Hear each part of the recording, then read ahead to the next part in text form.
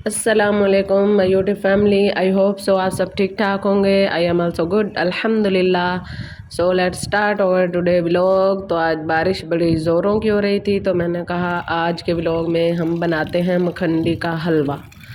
तो यहाँ पे ऑयल मैंने गैस पे चढ़ा दिया था और 2 कप दूध में 2 कप ही सूजी और साथ ही 2 कप मैंने चीनी डाल के इसको भिगो के रख दिया।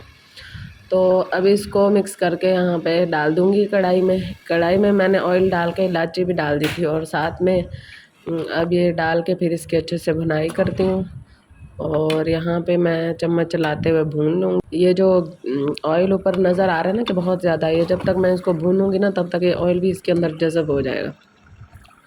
तो यहाँ पे इसकी बुनाई कर लेते हैं। तो जी हमारा मखंडी का हलवा हो चुका है तैयार खाने के लिए। और अब मैं इसको कटोरी में डालकर आपको डिश आउट करके दिखाती हूँ। तो मैंने थोड़े से बादाम भी कट करके यहाँ पे रखे हुए हैं, तो ऊपर से गार्निश कर दूँगी। क्रंची क्रंची से अच्छे लगते हैं जब ऊपर डाल के बंदा खाता है। बहुत ही मज़ेदार और बहुत ही यमी बना था।